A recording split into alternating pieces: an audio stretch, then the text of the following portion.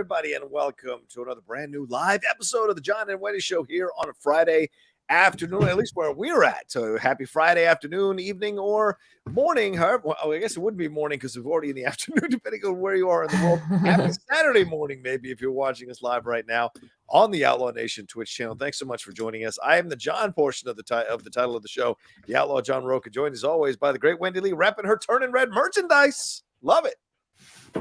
Hello. I got a rep. I'm so happy this movie is out for all to see. Yeah. Both of us, I mean, like, we texted each other, or I texted you after I'd seen the movie finally, and we had a great back and forth about it. And it's just one of those films that comes along, and I think it's one of the best Pixar films in years. And it's so great to see people like falling into that feeling as well as they watch the movie. You know, I'm so happy. Yeah. Yeah, I think it's just the way it's written and the way it's presenting itself. It's smart, it's funny, written, and it's, for all ages, I think.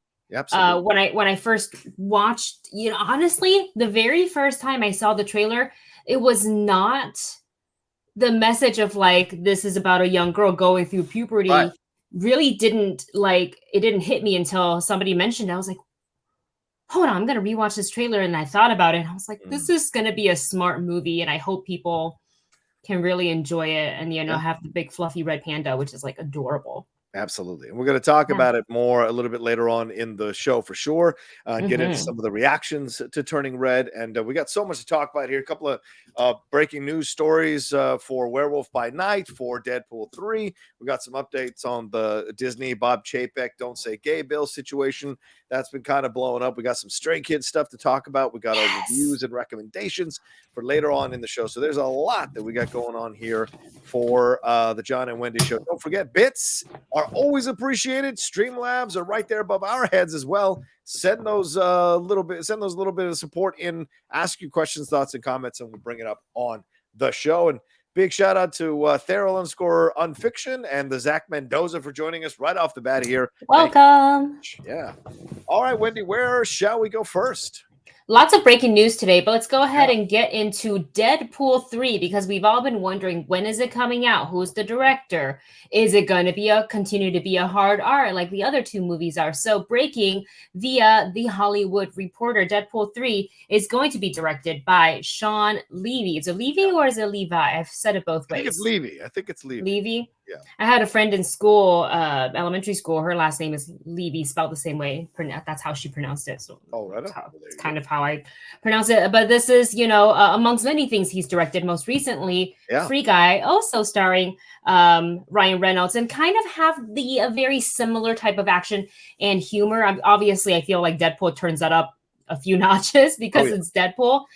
But considering what we've seen with Deadpool, what we saw in Free Guy, and the way Ryan Reynolds likes to play as this character, I honestly think this is really, really good news. We also have the screenwriters Rhett Reese and Paul Wernick coming back to work on this as well. I think all around, this is really good news. Yeah, look, a lot of people are going to be like, oh, this is not a hard R director. This is not a director who's necessarily going to put together a hard R. He's more family-based. He did the Night at the Museum movies.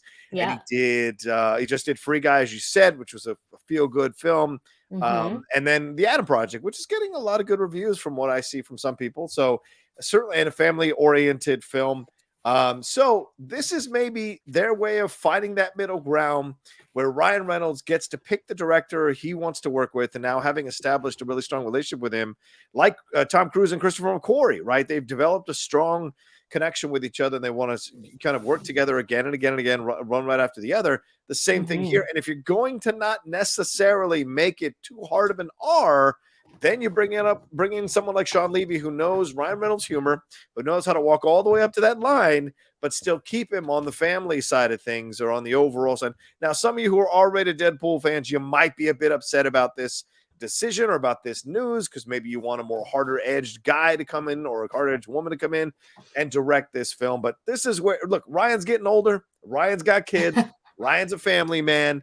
maybe going into the darker edges of Deadpool are not necessarily where he wants to go now, and you've got to evolve a character. You stop that right now. I'm just saying, and you slide into the MCU, he's going to have to make some changes and some adjustments like anything else in life. You've got to compromise to be part of a larger universe. So I think this is a good thing, but I also think the idea of it being an R-rated Deadpool 3 or full R-rated Deadpool 3 is pretty much dead on the vine, in my opinion. With this. Wow. Sorry, I'm so distracted right now because I am checking out. We almost have a hype train, you guys. I think, is this your first hype train? Probably not. We have Mr. Mike Shea, who's cheered 70 bits. We also have Colossus FN, subscribed at tier 1, subscribing for 4 months now, and currently is on a 2-month streak.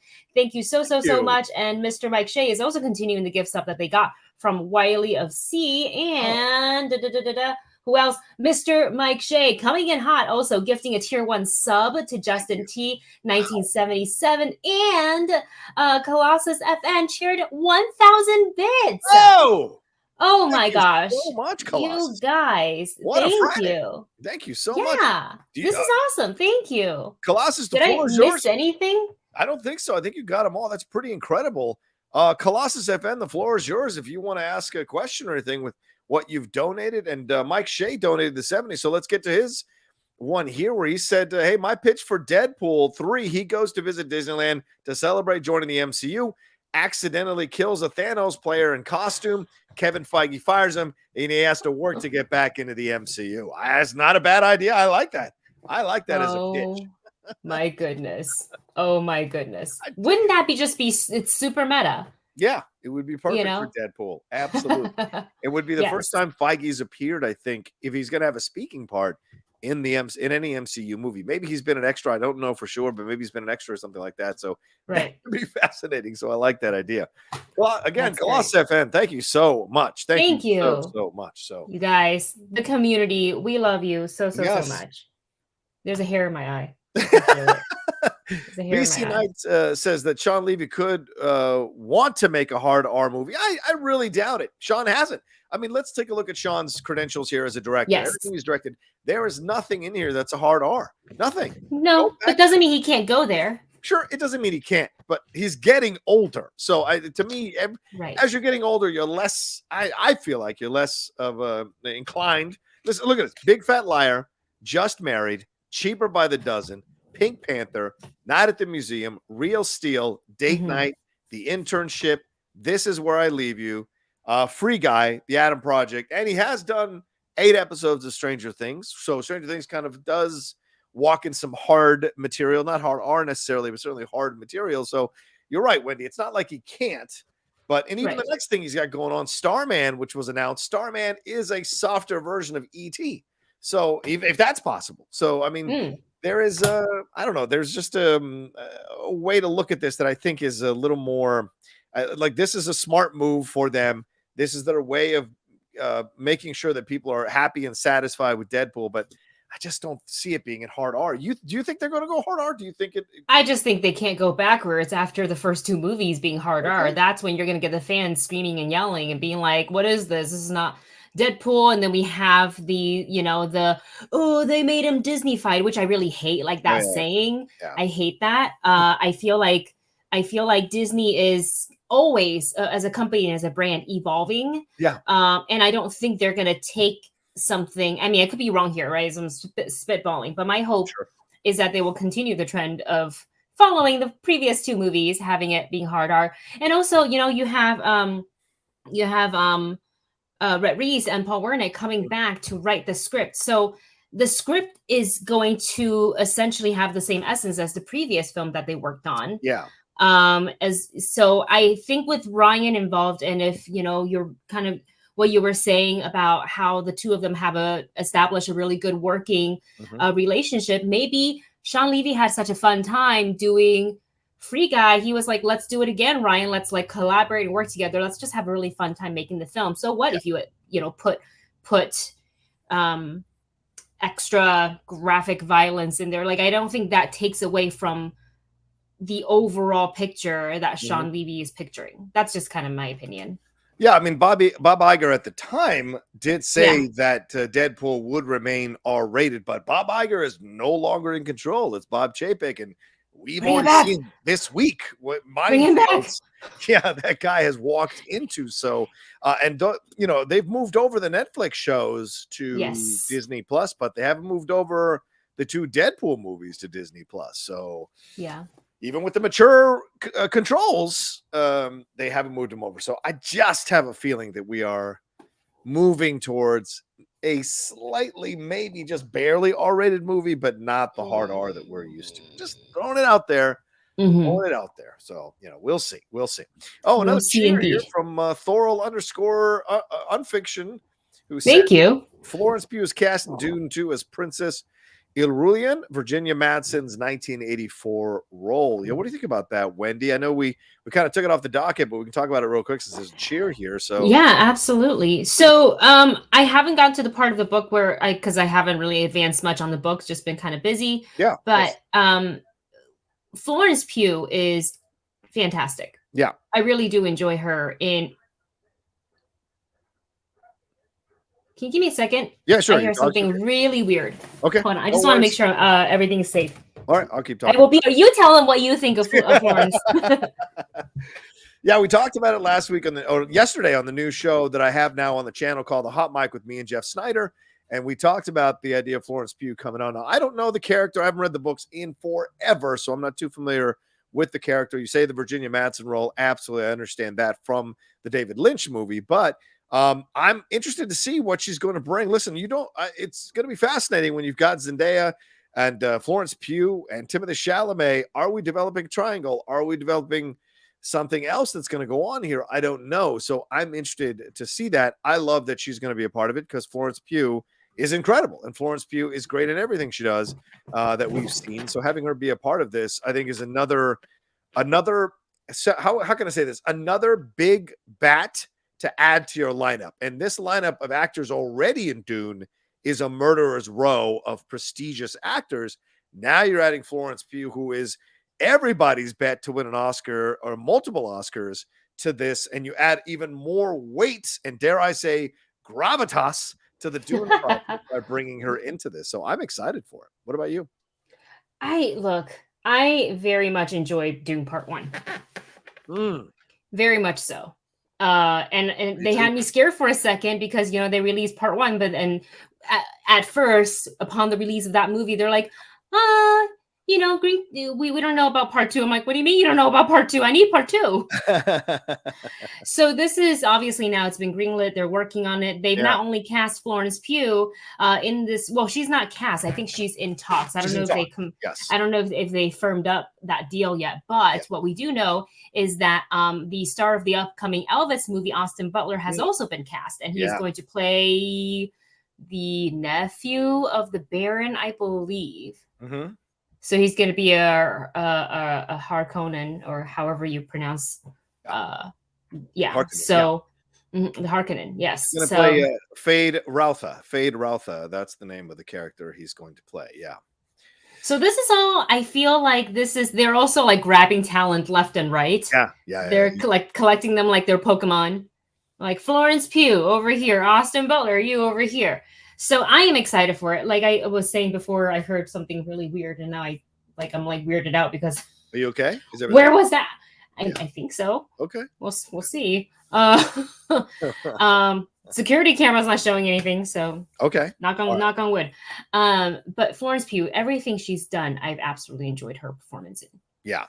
She's super transformational. She's super talented. She seems like she's a fun person to work with. Yeah. So. Yeah, I mean, so she's going to be playing, as you said, Princess Irulan Carino. Who is the eldest daughter of Emperor Shaddam Carino the Fourth. So that's who she's going to play.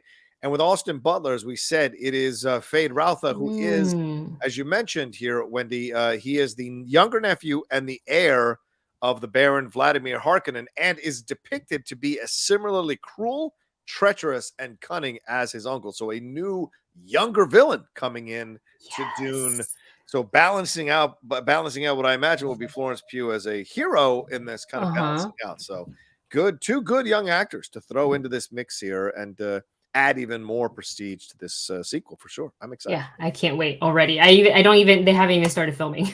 So it won't be for a while until we get this, but I am already looking forward to it. It's true. It's true. Tell you that right now. Drunken Prayer said, "Oh my God, oh my effing God, I need Wendy's hat." There you go. It's on Shop Disney. # not sponsored.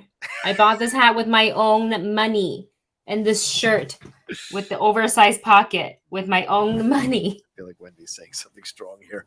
Because people are like, "Oh, they're paying you to," you know this. People say in the comments if you say good things about a movie, and I'm like, not on purpose. I am so passionate about this Turning Red movie that I won't shut up about it, and I keep looking for merch. And the people are like, "Oh, you're being paid to see this movie." I was like, "No, no." Merch, son.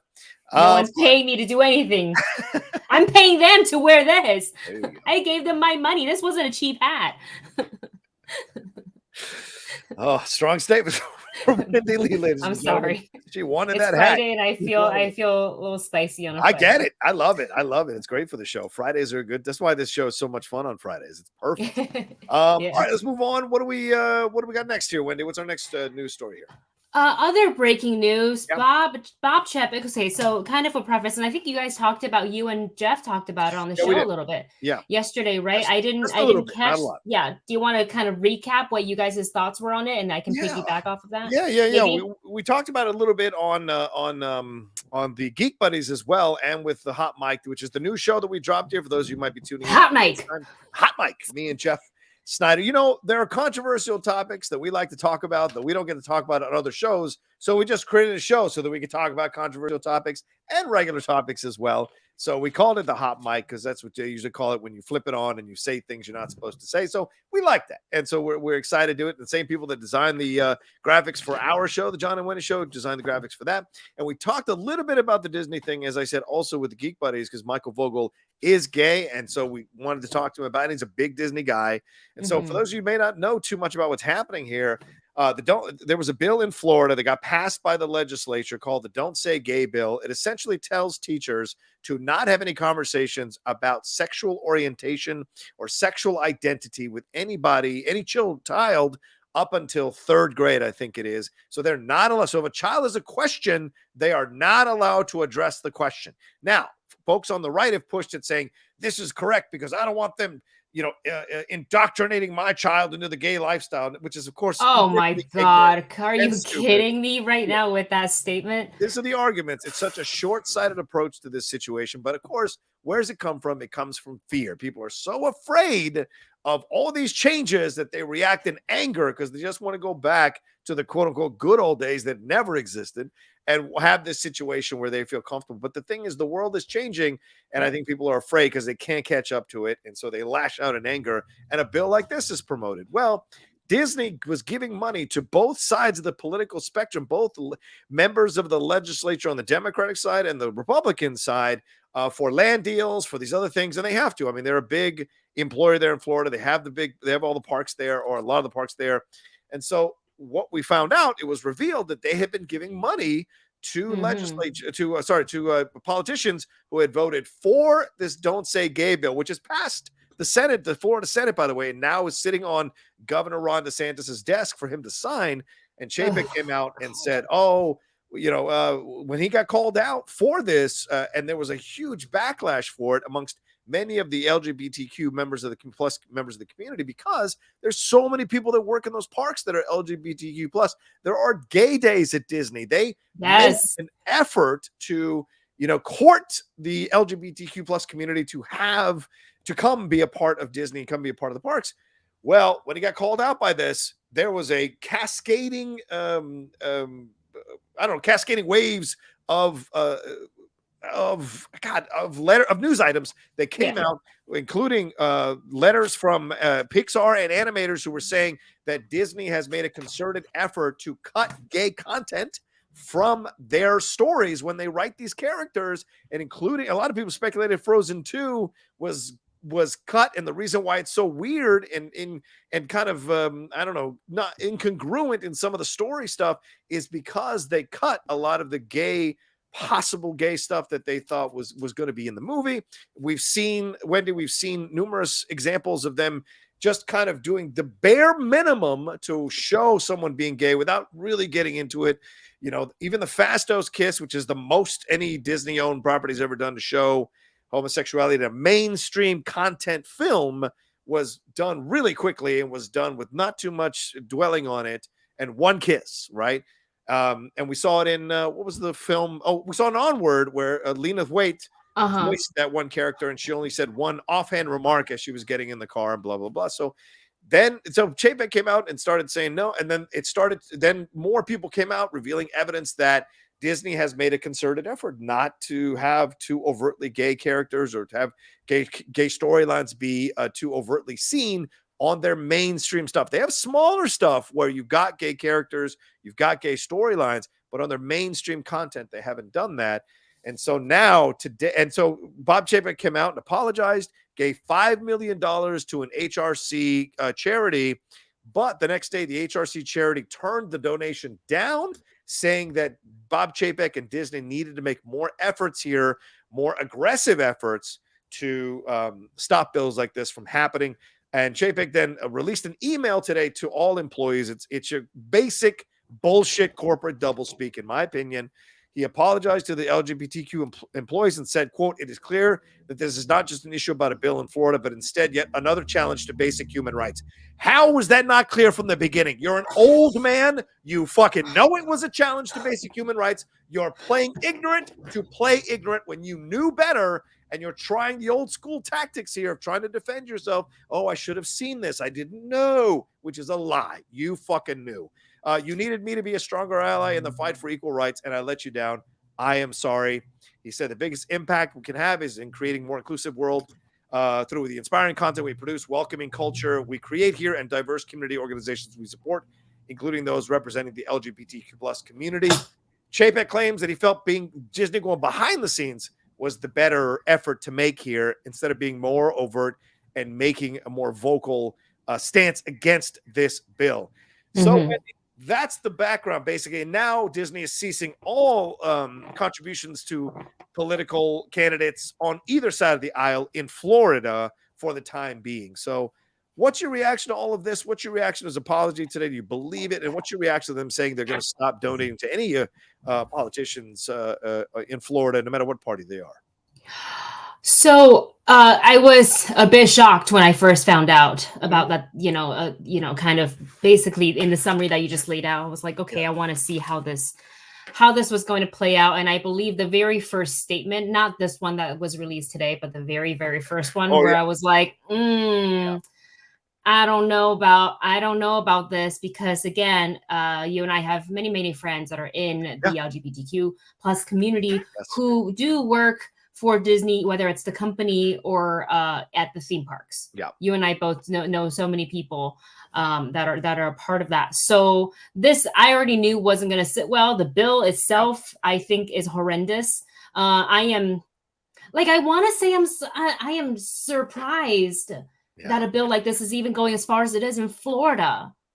But I grew up like Miami though, so I think my perspective on that is a little bit different because of the bubble that I lived in. That was Miami.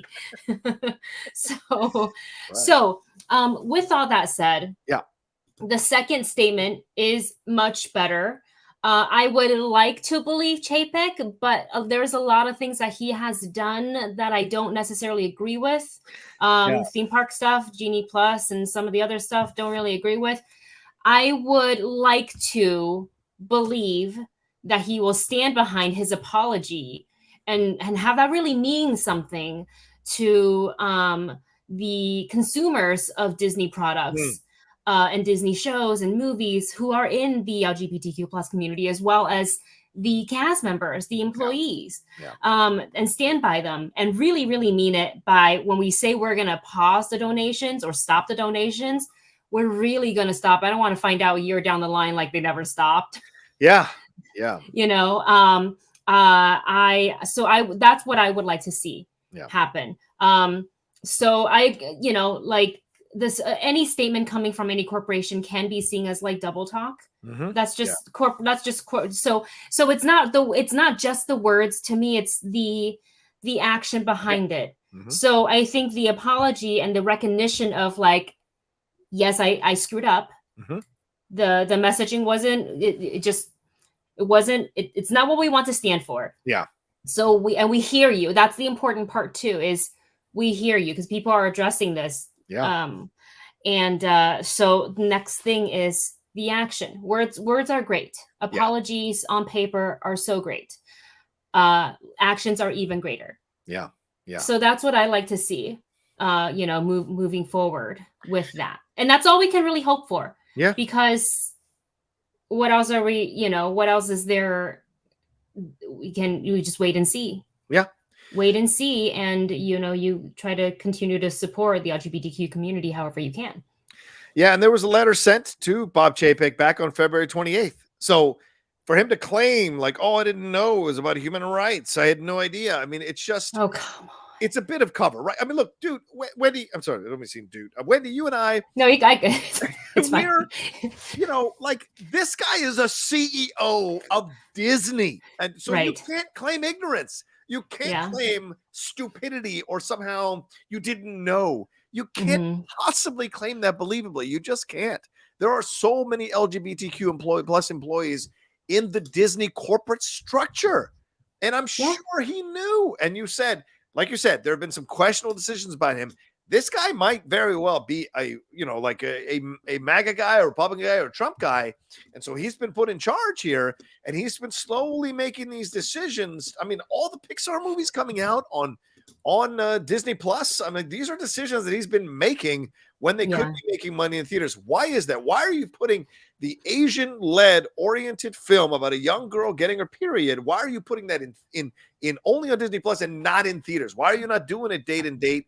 Why are you not putting more of these? Why not put a black-led soul? Why isn't that movie was so good in main theaters? Why isn't that in the theaters? Like, so you have to ask these questions about the decisions that he's making. And I think this is job saving. I think this is brand saving and face saving because, I mean, Disney shareholders, they would have no problem jettisoning Bob Chapek if he starts to affect their bottom line and give him a financial settlement or whatever and move on. And people already are clamoring for Bob Iger to come back.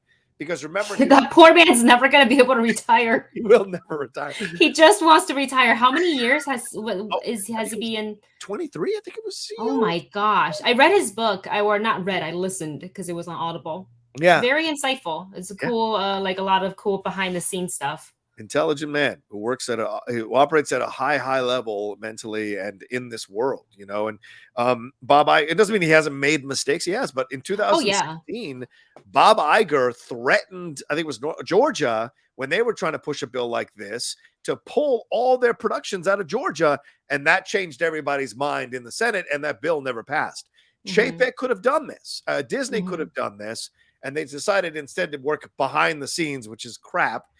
Because it's when you're being as he's finding out now, when you make a mistake and get called out by social media, it's amazing how quickly action is taken. When people reject for money because you're trying to use them as cover to save your brand, like the Human Rights Campaign rejecting their $5 million donation with Disney, that says volumes about where you're at and what a colossal mistake you've made here. So. Yeah. And I mean, look, things are different now too because social media is so widely used. People are so fast and good about finding out information. I don't know how they do it, but it's quick. It's harder to have things kind of work under the table. Is it possible? Yes, but I think eventually you're going to get found out, and then you have to. So maybe just be transparent up front. So you don't have to backpedal and walk back your statements and then do an apology and do all this. Like, it's just be good from the beginning.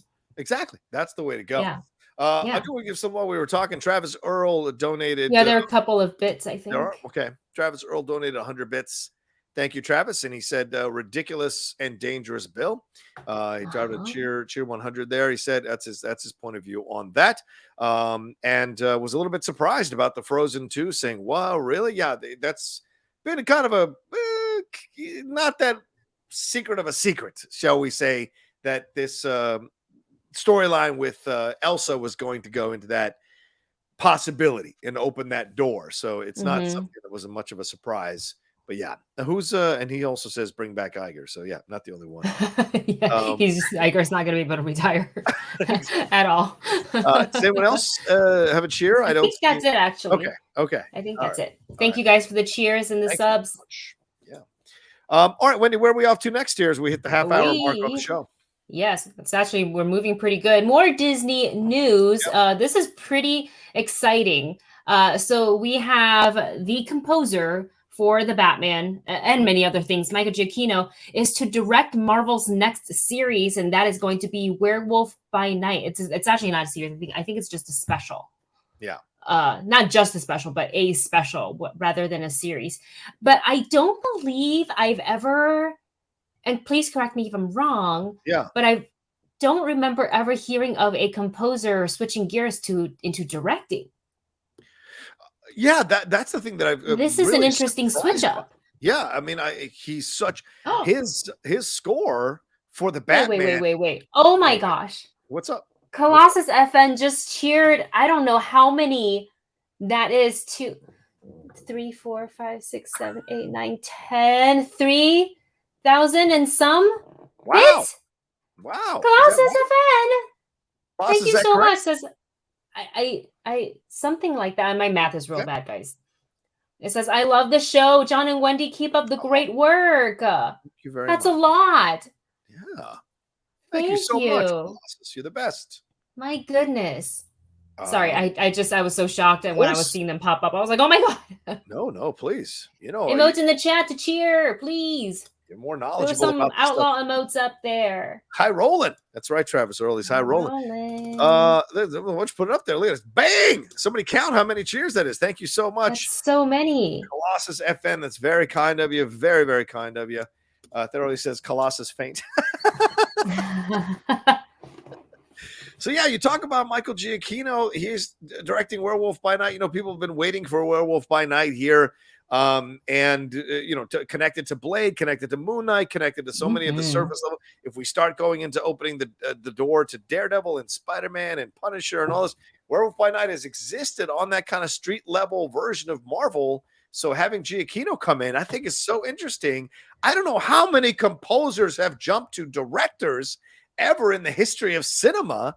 But this is such an interesting turn for him to jump on this. Is there a reason?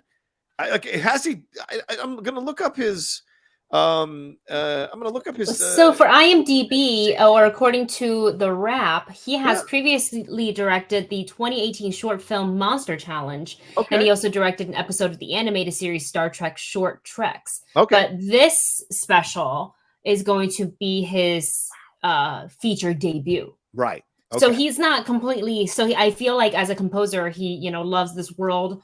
Probably obviously love comic books, but have always had an interest in directing. So I love that he gets the opportunity to do this. I'm curious to see how, and does he get to score it as well? The double whammy there, get to do both, maybe. I hope so. That'd be cool, because that Batman score is so good. Yeah. It's so good amongst the 50 million other things that he's composed for. Yeah, I tried to get the Mondo version, which was available for $50, and it sold out while it was in my cart. It sold out while I was in my cart, and it's 3 LPs, 3 vinyl LPs, and each of them has a different design from the movie. And they sold out while it was in my cart, and I screamed like Will Ferrell Anchorman. I was no, and I wasn't the only one. Apparently, Adam Hlavak over there at Heroes Reforged also had it in his cart and had it taken out of his cart as soon as he tried to pay for it. Not fast enough. That sucks. Mondo, you Mondos. Limited edition. I'm guessing. How many?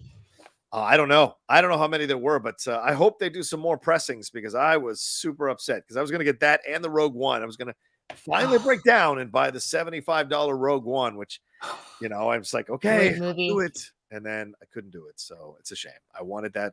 And they had the red ones left, but you don't want the all red ones. You want the ones with the designs. There's a kitsch factor to it. So I don't know. I don't know how many composers have become directors. I feel like if there are any, it's probably so few. But this is this is pretty cool. This is pretty cool that he's getting to do this, and who knows, like later on down the line, because he's so involved with so many of the Marvel stuff, Disney stuff. Yeah.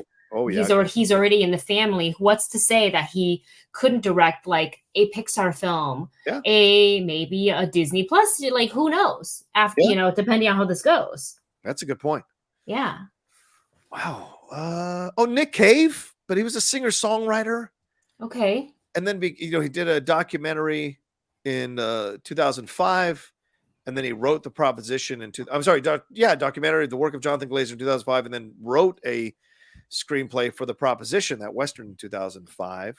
Mm-hmm. But I don't see any that weren't already established as like rock stars, like Bob Dylan, David Bowie. They've all given their the RZA. I don't really see many who were composers that became directors. Rob Zombie, Madonna, musicians have made the jump. Musicians, right, but not really composer. So fascinating. Mike Shea says in the chat, I've been Googling composers who become directors, and so far I got nothing. I got nothing. Yeah. Nothing. Wow. Nothing. We have a cheer from AZ Badfish with 100 bits. Thank you so much. Who writes, was John Carpenter a composer or director first? He's the only one I can think of, right? Good question. Good question. I think he might have composed his first film that he directed. So it's a tie. I think it might be a tie. That might be the only other one. It's a good point there. Composer. His first thing was The Resurrection of Bronco Billy, which is a short, and then Dark Star, which is the film he directed. That was his that was his debut film, and The Resurrection of Bronco Billy. So he composed and wrote the story, but did not direct The Resurrection of Bronco Billy, which is a 23-minute rated G, ladies and gentlemen, a short. But he did not direct that one. So I guess you could argue he composed technically on a short before he ever composed on a feature film or directed a feature film. So there you go. All right. Well, there you go. Yeah. Interesting times. That's pretty cool. I'm happy for Giacchino. I'm a fan of his music. So I agree. It's fascinating. I know. All right. So we got a super chat or Streamlab rather real quick here from Drunken Prayer, who said, I just want to show some support. No real question. So we'll just ask this. What is best in life? Oh. Ooh. Little Conan action. Best in life. I tell you what is best in life. To hear the lamentation of the women and to see your enemies driven before you. That is what is best in life. That's a Conan line. So there you go. So just to clarify, Colossus donated 2,845 bits. Oh my gosh. That's incredible. That's a lot. Thank you so much. That's a lot of bits. I don't even think I own them. I don't think I have that many bits on. Thank you, Colossus. How many do I have right now? Travis, I only have 297. I've only bought that many. I need to replenish. Oh wow. Travis Earl only 100. AZ Badfish only let's get up, guys. Come on, let's match the three. I'm just joking. Oh my god. Shameless. So shameless. That is it. To crush your enemies. That's what I missed. The first part. Crush your enemies. Crush your enemies. See them driven before you and to hear the lamentation of the women. All right. Let's go our next what here, Wendy? What do we got? This show is moving fast. It's moving fast. A lot of Disney topics today. We didn't plan for it to be this way. But only one word can describe this next topic, and that is Kenobi. I need Sam Witwer to do that. I can't do that with my throat. But guys, the Kenobi teaser trailer is out. It dropped, I believe, the same day as they were having the investors call. So naturally, they wanted to show something cool to the investors and then dropped it for the rest of us to see, which, I feel like the Star Wars fans collectively lost their mind because nobody really knew when it was going to come out. But as Star Wars fans, I've been anticipating this a lot just to kind of see what Obi-Wan was up to, between where essentially the series takes place. What was he doing before A New Hope? Yeah. What was happening? He was in the desert. Yeah. So this trailer showed us some pretty cool stuff, not just Ewan McGregor trekking through the desert and spying on young Luke and staying hidden, but we are meeting a whole slew of Inquisitors. Yeah. The fifth brother, seventh sister, ninth sister, seventh sister, I think. Seventh sister. Seventh sister. Yeah. a lot of so it's going in a at least for the teaser trailer, and this is again only the beginning. We only got a minute 46 seconds, so it did what a teaser is meant to do, which is to kind of whet your appetite for what is to come, to garner interest, and that certainly did it for me. The trailer just showed off a lot more Inquisitor action than I expected. It had less Kenobi than Inquisitor, but I'm also thinking that they wanted to not show too much Kenobi because they want to save that for the show or for the main trailer. They didn't even show that much Vader. They didn't show any Vader. You just heard him at the end, which was cool. I don't need to see Vader in the teaser. I would like to see Vader in the. Honestly, I don't even need necessarily Vader in the main trailer. I just want to see the reveal in the show.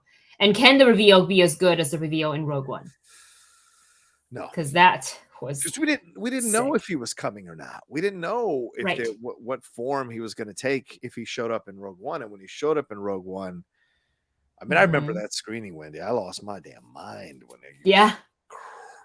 he was like at the and it blends in with a little bit of that music. So luckily Dustin picked it up because I actually missed it. But when he sees oh, there's Vader there, and I was like, oh, that was him breathing.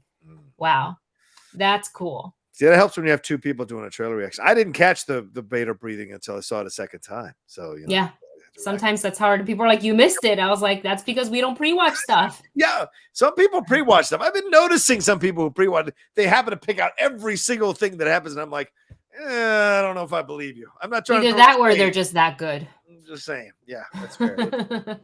No, but when I heard it, and I was like Jonah Hill, I was like, so yeah, it was great to see. So we'll see. But I really enjoyed the trailer. Both of our trailer reactions are up on our respective channels. If you want to watch us react to them authentically. It was great just to hear him back again, and a broken Obi-Wan Kenobi is very exciting. Gives him a lot of places to go.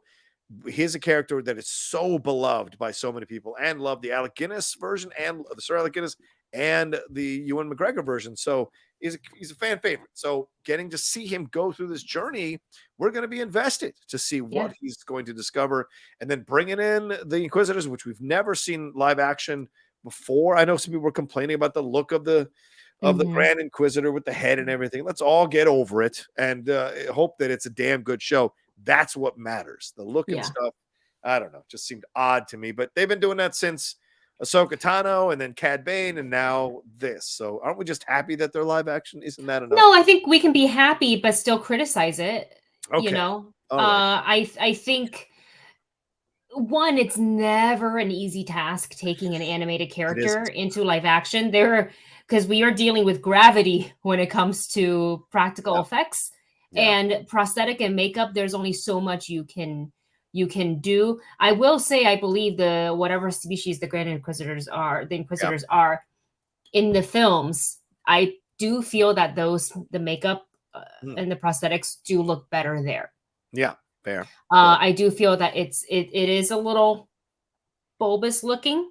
It is bulbous looking. I'm not going to deny. It is a bit bulbous looking. I thought I was hoping for it to be a little longer, a little bit more oblong, but it's not going to make me not watch the show. Like that's, I'm nitpicking at it, sure, because I'm a fan, I'm passionate about it, but I'm also going to I am happy that we are getting Kenobi show. So like this one little thing is like, oh, then don't watch it. It's like, well, no, I'm going to watch it. I can still be a fan and still nitpick at it if I want to. Yeah, you can. And also, like, I'm just tired of people not directed at you. This is I get it. In the comment section that people are like, aren't you just happy? I was like, yes, I am happy. I realize how fortunate as, Star Wars fans we are getting this whole series, but it doesn't mean we can't have an opinion. And also it doesn't mean that if we say we don't like this, it also means you have to hate it. It never means that. Right. So, but the attacking with the words needs to stop. You just need to chill. We're in the age of extremes, Wendy. And you're right. You're absolutely right to make this stand, because we're in the age of extremes where people think if you criticize something, you absolutely hate it. And it's like, well, no.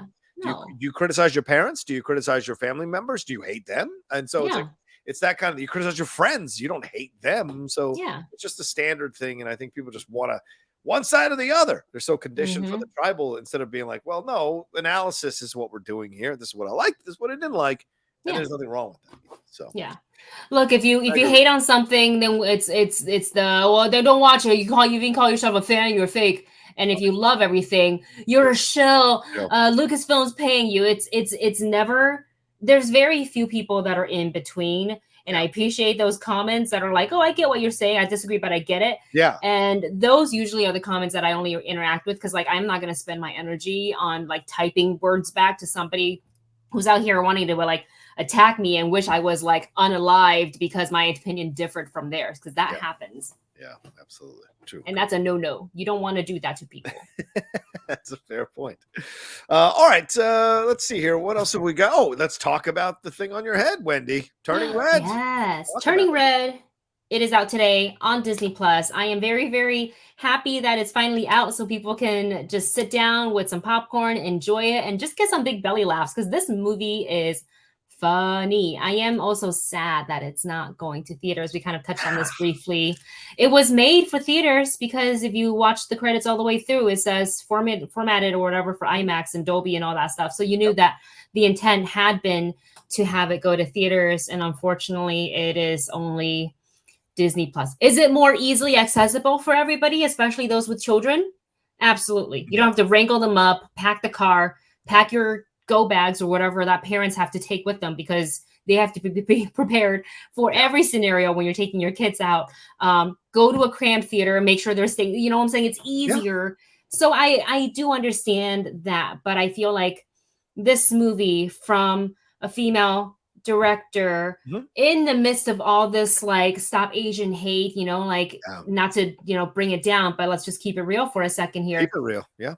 Asian people are getting attacked and murdered for literally existing. Yep. I keep reading, and it's so hard, mental health wise too, and this is happening. I know it's happening a lot of places, but I keep reading, it seems to, a lot of it is coming from New York City. You know, we read about the young woman being pushed onto the train track. Yeah. She was just trying to get home. Yeah. You know, there's a dude who, like, in a span of an hour, this happened in New York as well, punched 12 women in the face, all Asian, and ages vary from 17 to 50. The other day, and a man was just stabbed 10 times in LA. He survived it, and he had fended off the guy himself. But, like, what the heck is happening? So I think this would have been really great to have been in theaters. I would have liked to see it in theaters. So with that said, to further amplify this film, stream it on your Disney Plus, tell your friends about it, talk about it, give it a watch. Rocha and I had a very long back and forth text message last Tuesday because you let me know, you know, made me aware of a specific review that was quite tone deaf. Yes. If I can just speak candidly about that. Sure. And I was like, I don't know what is happening. And by the time you sent me the link to that review, it was still up, but the tweet was gone. Yeah. I'm not going to say who, and I'm not going to say what outlet, because you know what? I don't want to give them attention right now. Right. But I mean, to be fair, the person apologized and the person took it down. The editor-in-chief said, we dropped the ball here. Yeah. And I think, you know, what we brought up on the hot mic yesterday is I said, like, this is what happens when you don't have people of color in the upper echelon of your websites or your entertainment companies or whatever, because then you print something and you think it's funny because everyone else is cool with it. And then you don't have a person of color editing it or looking at it to be like, hey, take a look at this. This looks bad or this reads bad. These words, they shouldn't be out there for everybody to see. Yeah. I mean, calling a young girl too much or annoying is a massive mistake when you look at film. Look, you can feel the way you want to feel, but you also have to understand context nowadays, okay? Nobody is Siskel and Ebert. Nobody's Pauline Kael. Nobody's motherfucking A.O. Scott. Nobody's these people who laid the groundwork for film criticism, okay? We're all in here analyzing films as best as we can from our own perspectives. And so no one's here becoming the fucking next great filmmaker that everyone's going to buy their book from. No, or a film critic rather. We're all in here. So you have to understand context. And I think this was a very strong lesson. And by the way, the reviewer is a friend of mine who I've interviewed on the show a couple of times. So it was pretty shocking to see that review from someone I truly respect and like. And has always been a good guy. But then at the end of the day, you have to call it out when you see it. Just as you praise something, you can also criticize something. And so I have to criticize that review because that review really was off base on so many levels. And there was no space created to understand who the film was for and that film was a universal film. Because look, you can strip away the Asian out of it, and you shouldn't, but you can. And you can even strip away the period aspect or the female aspect of it. It is about a young teen going through a change in her life, or it could be his life, where the hormones have come, and trying to navigate all of that, and trying to step out from having an overbearing parent who does love her child, but trying to step out from it to find her own voice. That's universal. At its base core, it's a universal concept of growing up. And so to me, that's what appealed to me. And I appreciated the fact that we got to see it from a young girl's point of view, which is so rare in animation, mainstream animation, to see a young girl addressing getting her period. And that scene is so tender, so honest, so real. It was great. Something I've never seen before in animation. In mainstream, it was fun to watch it. So a review like that by a white middle-aged male, who is a dad, by the way, which was really shocking, was off base. And he, to his credit, took the hit, apologized, they took it down, and they assigned a new review to another critic. So I hope this wakes a lot of these websites up to have people in positions of power that are are part of the direction of a website or a entertainment company, who are people of color who can look at these things and give you a fresh set of eyes to show you something you don't want to see or you didn't see, rather. Yeah. No, I absolutely agree with that. And like, I wish there was a cartoon of, a animated feature film like Turning Red when I was 13 years old going through that, because those conversations are uncomfortable to have. If you come from my family, and it's not to say everybody is the same, but like, that's a conversation my mom didn't know how to have with me. Yeah. She didn't know how to have it with me. And then when it did happen, it was just like awkward and weird to the point where I was like, I don't even want to talk about it.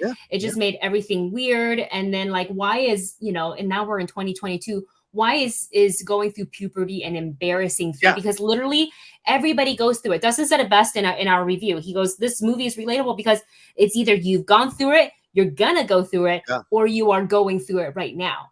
And that's true. Literally everybody will be 13 or have been 13 or is 13 right now. This is so relevant. And on top of that, it is hilarious. It is so funny.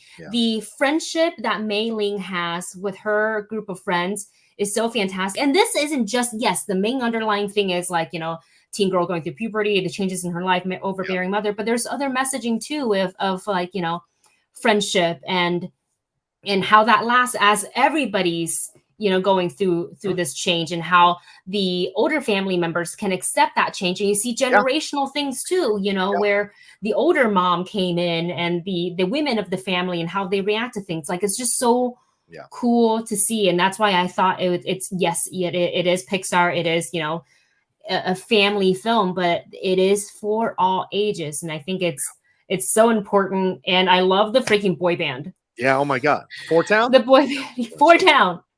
Four Town, which is five guys. But yes, Four Town. Four Towns, which is five guys. Yeah. The music is so good. You're absolutely right. And Billie Eilish, working with her collaborator, wrote the lyrics and wrote the music for those three songs that are in the movie.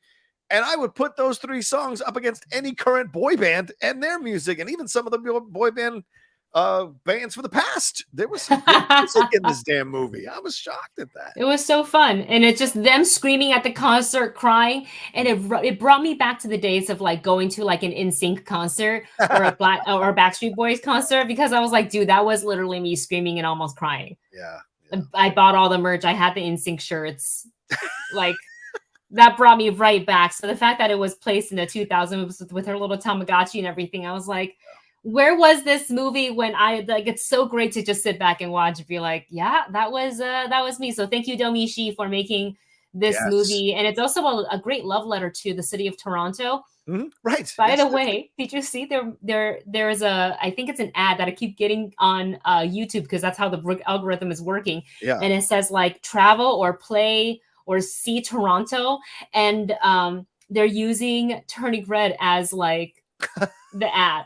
Oh, that's great. Come see Toronto. And, and then they have like images of, it's so funny. It's so great. I've been to Toronto. I love the city. I want to go back for TIFF this year, hopefully, maybe. Come hang out with our period bear in Toronto. What? Yeah, it's so good. Also, one last thing, and I said you could strip away the Asian, but the Asian stuff is so well done here, so gorgeous. The food, and I don't want to give anything away, but later on in the film, when you find out why this is happening, and they go and explore that, what you discover, what they show you, the animation on that is gorgeous. Absolutely gorgeous. Real pretty. So there's so much to appreciate about this movie. I said in my review, this is the next great Pixar animation film that goes to the next level, like Toy Story, Finding Nemo, The Incredibles.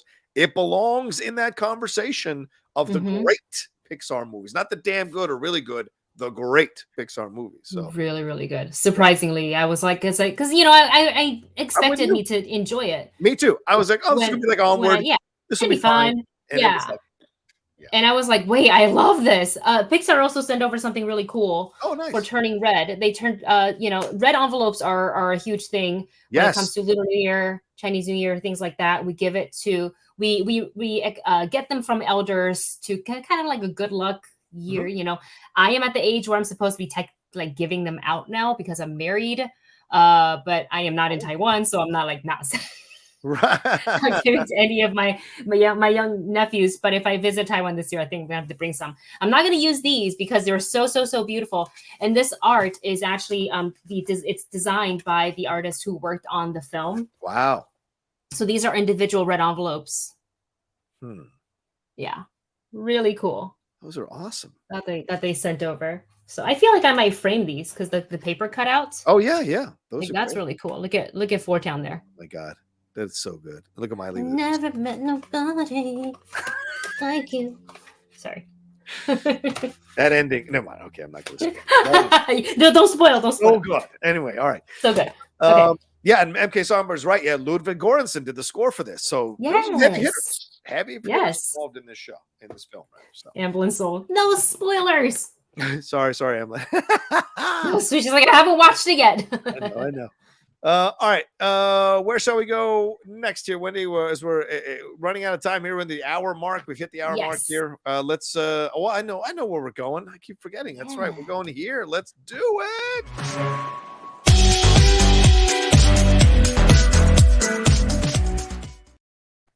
Let's keep the music going. It's so good. Shout out to Tushka. That great video. Thank you, Tushka. All right.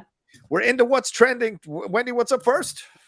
We've got some more Stray Kids news because they did reveal 2 different tracks for their upcoming album, their comeback called Ordinary. Track 1, I realized I wrote it in Korean on our show notes, and I'm reading, and I was like, how do I pronounce? So the translation is spiderweb, but I think for them, the English, they also wrote out called Venom.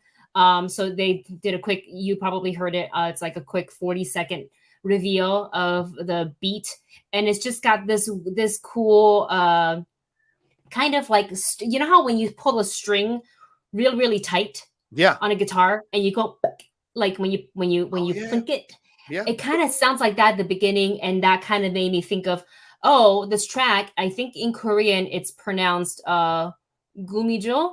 It means spider web. Oh, okay.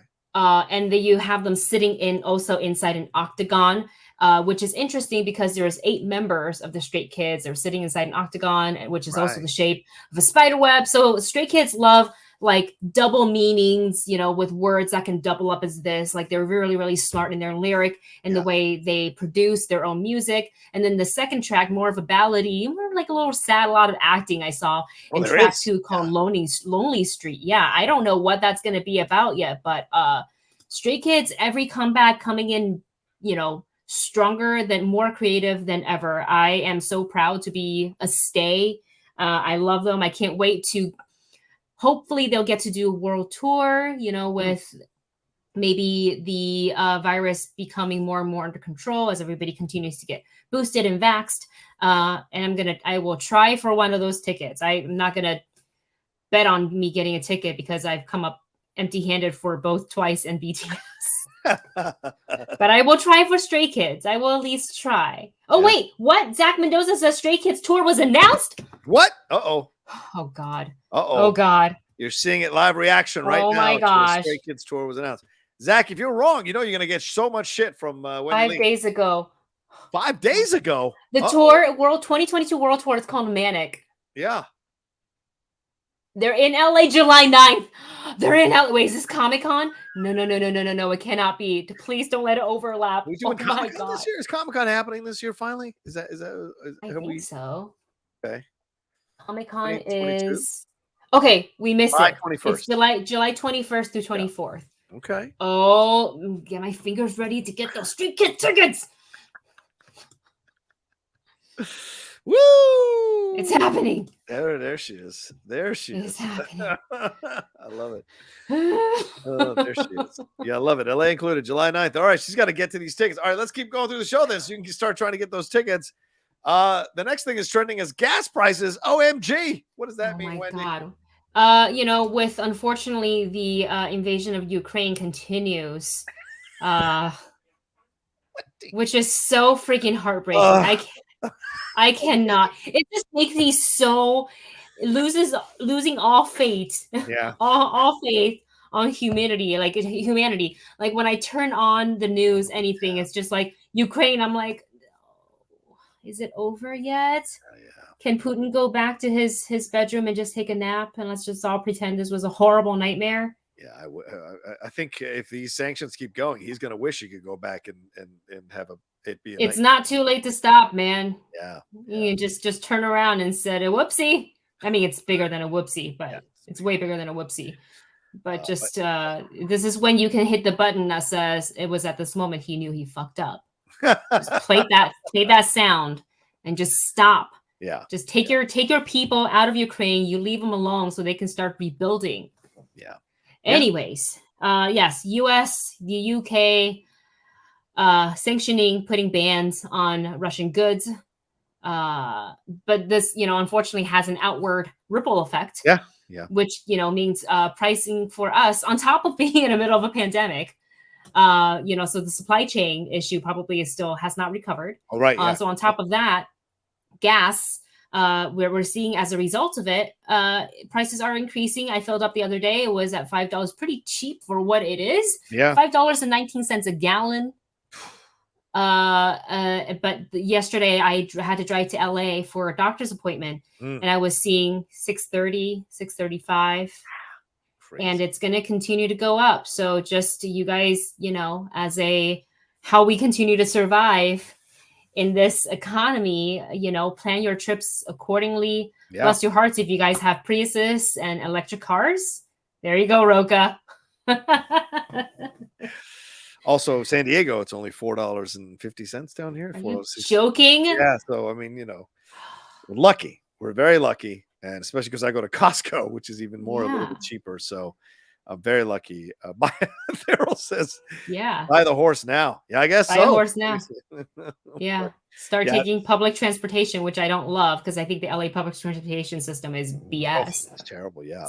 I tried before just to be like, I save money, save it. So who cares if I have to leave for work a little bit earlier? I tried it for a little bit. I was like, this system is so effed. I can't. And there's too many unsavory people, like too many dangerous people. Yeah, unfortunately. It's a shame. And Jeff Snyder told me that according to a friend of his who monitors this kind of stuff, and Jeff has weird friends in weird areas of the world.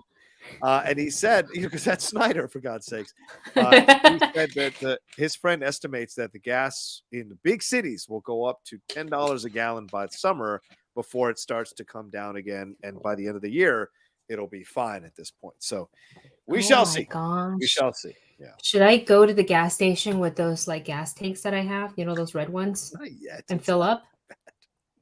I did that in Florida before a hurricane. Really? Oh, before hurricane. Just because I went through where once, I don't remember which hurricane it was because so many hit during a season. But I remember I was really happy that I did that because prices, and this is back before 2008. Okay. Or 2009. So gas prices was like At one point, it was, $2.50 a gallon. Right. It was cheap. $20 could fill up my gas tank. Those were the days. And it went up to $5 a gallon because of the hurricane. And I was like, oh, so, I was happy to have this. I think I brought it with me from Florida because it was just in my car. I feel like I might do that. So just don't be like the woman who tried to fill a laundry basket with gasoline. Wait, what? Is that real? It's got to be real. MK. I put nothing past Florida. So yeah. It's liquid. Why wouldn't you put it in a thing that's specifically made for gasoline? You're not just carrying water. It's dangerous. Extremely flammable. It would be great is if she was driving. No, she was smoking as she was carrying the thing. God, I hope not. Is she okay? Can we find out? Is this woman okay? Hold on, Wendy. Breaking news. We found her as she was doing it. Stop. We found her as she was. There it is. She's filling it up. It's liquid. Laundry basket has holes. I like this first comment. I hope this is Photoshop because nobody could be this stupid. No. Are we being trolled right now? Look at all the stuff she spilled. That's a hazardous area now. You guys. Things that they maybe need to start teaching in school because some people haven't grasped adulthood. This is carrying in a plastic bag. This is her trying to put another one trying to put gasoline in a plastic bag. That's slightly better, I guess. It's going to break. The weight and then to put it in the back of your car like that? Like, what are you, stupid? It's going, like this. Officer, I don't know how my car went up in flames so quickly. He puts gas in a plastic bag. Exactly. You get hit from behind, you're dead. You're dead. You literally can buy, they have it in the gas station. You can go in, it's at the top or in the back. You can ask the attendant for it. It's literally, they vary in size, guys. It's not that hard. I wasn't even taught this. I wasn't. Actually, yes, I was. Because my mom bought it for me, so I guess she was like.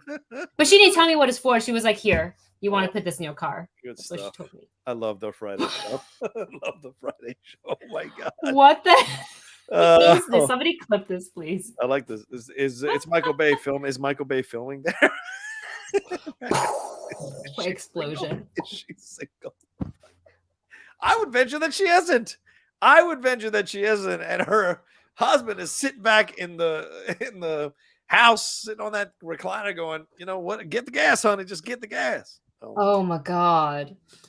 Oh, anyway, all right. Was that Florida? Were they in Florida? They should know better. Come on, we do this for hurricanes. Oh, Mendoza says there's one with someone filling up their truck bed with gas. Oh my god.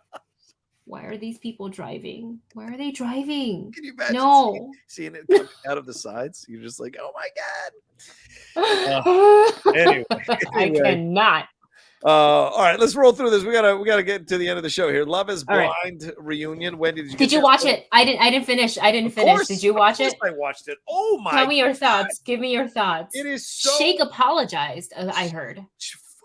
First of all, Shake is like the Bob Chapek of Love is Blind, being like, "Oh, I'm sorry, I didn't know that I was gonna be." He is. When you watch the reunion, it blows your mind how incredibly stupid this guy is to not understand the room, not to read the room, saying the stuff that he said. Oh, we all came on here, we knew what this was, just having fun. We weren't really looking for love. And everybody to a person was like, "You're an idiot. Shut the hell up. We were looking for love. You're the guy that acted the fool." He's like, "I'm just telling you, I'm keeping it 100. I'm just telling the truth." And everybody was like, "Don't speak for me. You're a moron." And poor Shane, who was sitting next to him, who, is dealing with enough, having lost, Natalie, and the situation with Shayna, he is just reacting to him like, "My God, get me out." He's like remember in Alien where they're testing the blood? He is like that guy whose blood got tested and he's still tied to everybody else because he doesn't know who the alien is. And he just wants to get the fuck off that couch. That's what it feels like to me. When I was watching. Man. So, yeah, I mean, he got called out like crazy, but everyone else was interesting and cool. And then, of course, we get to the guy who with Shayna and God, I forget the guy's name, but like they have their kind of conversation. He tries to blame her, like, you led me on. You should have known, you blah, blah, blah. And although she's kind of doofish, and she is doofish throughout, he also is like trying to blame her for. He's like, dude, the signs were there, bro. You just didn't want to see them. So it's a fun exploration of these relationships in that reunion. So definitely messier than season 1 for the reunion. Oh yeah. Goes. Totally. It's like the bits and pieces I saw was like, this is uncomfortable. Like, it made me uncomfortable. And normally for these, I'm just sitting back with my potato chips. I'm like, yep. This one, I was a little like, I was getting secondhand embarrassment. Yeah. There's a lot, and especially in the reunion, once you finish it, you'll see there's like you're like, what the F just happened?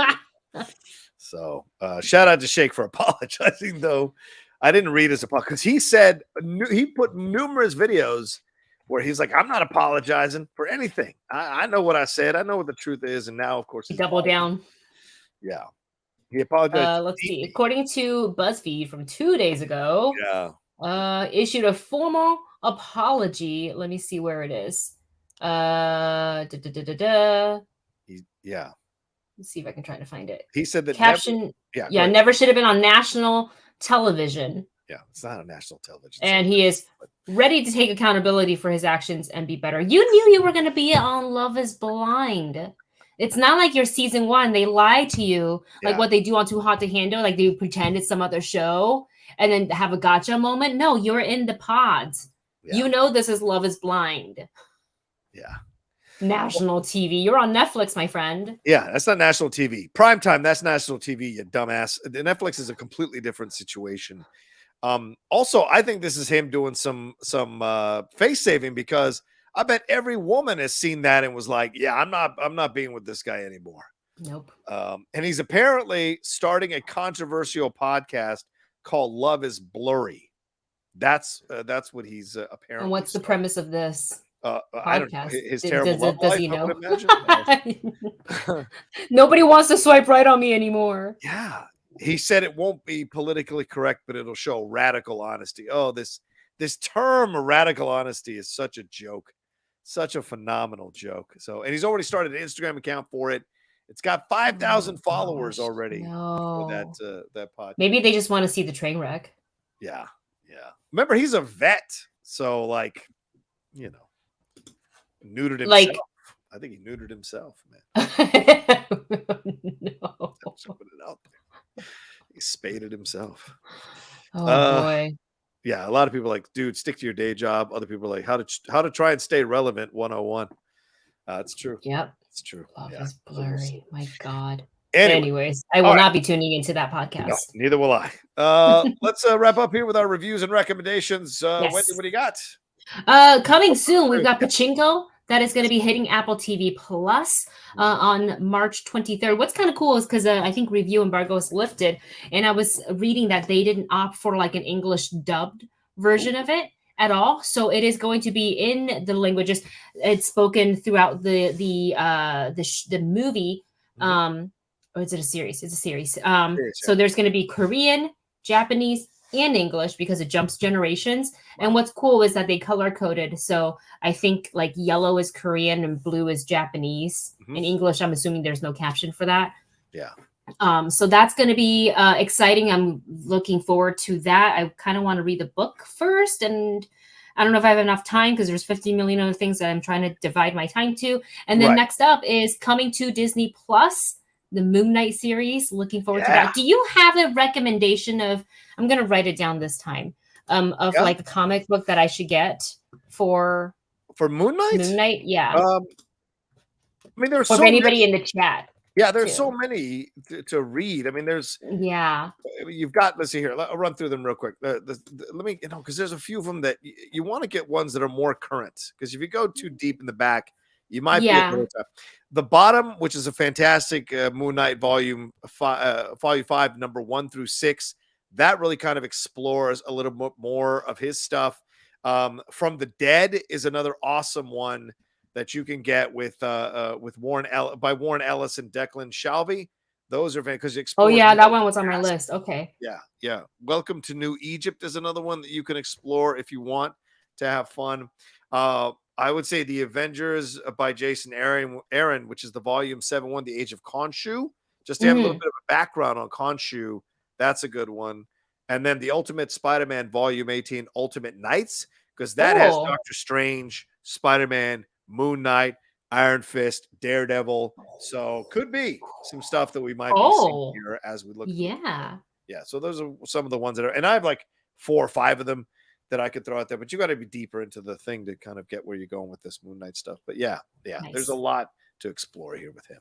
Yeah, I just want to make sure I get just a little bit more knowledge into my brain before we dive into it, because I want to be able to understand some of the references or some of like the nods to certain comics runs and things like that out there before. Like that's kind of what I did for Eternals, and I felt like it bettered my experience watching it. There you go. Smart. For me, coming up soon, because we're on coming up on the 18th, there's that new Guy Ritchie film. There's been no screening. I don't know what's going on with screenings down here. I haven't gotten much of anything. Like it's called Operation Fortune with Jason Statham and Aubrey Plaza, Josh Hartnett, Carrie Elwes. This is coming out on the 18th, and I've gotten one screening. I have gotten a screening for Uma. I haven't gotten a screening for The Outfit, which is also coming out next week, which is the Mark Rylance one. A lot of people say it's not that good of a film, but he is excellent, Mark Rylance, in the movie. So put that one on your resume for sure. As far as TV, I don't know. I don't know what else is coming out for TV right now this week. Do you have anything for TV? I don't have anything. No, nothing really. I think last week we already talked about The Boys, the animated series. Right. Yeah, but that's out already. So nothing super that from what I can see anyways. All right. And then let's do our quick recommendations. What do you got? I mean, I can't talk about this enough. It's on Disney Plus today. Please watch it. It's so important. You know what? That's also it's not out yet, so it's kind of a preview, but I've been watching some gameplay for an upcoming game. It is out, I think, on the 25th or the 30th of March, and it's kind of a spin-off of the Borderland games. So it's by Game Gear stuff, something like that. I can't remember the company's name, but it's Tiny Tina's Wonderland. So it mixes what we know of Borderland, like it's the way they do the art, the character design, but it's set with like kind of a D&D, Dungeons and Dragons setting. Okay. Yeah, it looks pretty cool. I've been watching Trisha stream a little bit of it. Jay and Adam over at Previewed streamed it the other days, which I have to catch up on because I was at the doctor's office, so I was trying to watch, but the internet and the sound was just so awful for me because I was in LA, so it was dead. So, but that's a Gearbox. So thank you to MK. So looking forward to playing that. I have had my eyes on that game for a long time, so I can't wait to get it for the Xbox when it comes out. Right on. I recommend Turning Red as well with Wendy. Also, The Adam Project, which is out on Netflix as well. Yes. And then I will say 3 things real quick. The Winning Time, if you're a basketball fan, even if you're not a basketball fan, if you're a fan of watching an empire being built, Winning Time, the first episode dropped. The second episode will be this Sunday. I can't recommend it enough. Jeff and I reviewed it yesterday on the show. It is so good. It's so good. I'm going to go back and watch it again before the second episode. Also, the Andy Warhol Diaries. For those of you old enough to remember Andy Warhol, when he was shot in 1968, also same year as King and Robert F. Kennedy Jr., he kind of went into this reflective place. And so the documentary is about what he was generating art-wise because he was recovering from being shot. And so it's an interesting documentary for sure.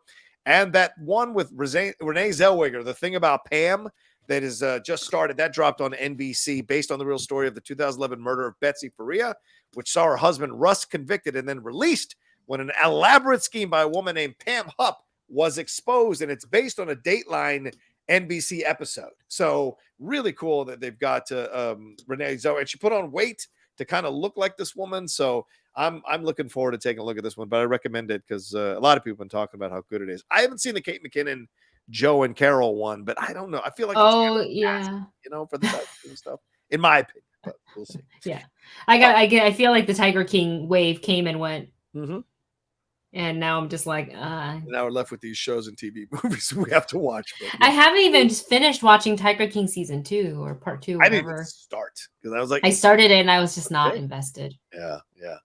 All right, well, there you go. That's our show for today. Thank you all so much for joining us live, especially the chat. I mean, y'all were so lively. Thanks for the bits. Thanks for the cheers.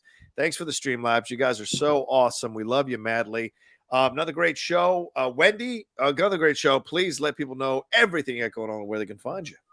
Thanks, Rocha. You can find me Instagram, Twitter, TikTok, Wendy Lee Zaney. Actually, on TikTok, there's no Lee. It's just Wendy Zaney because I don't know what happened there. I think I don't know. Maybe I was just high on coffee that day. I was just like, too much coffee. Just skipped one of the last names. So yeah, find me on social media at my name or variations of my name. Find me on The Movie Couple, doing movie reviews, trailer reactions, and a vlog coming up soon for the Food and Wine Festival. That's at Disneyland. Nice. And twitch.tv/Wendy Lee Zaney, currently playing Lost in Random, which is a fun little game. Ooh, there you go.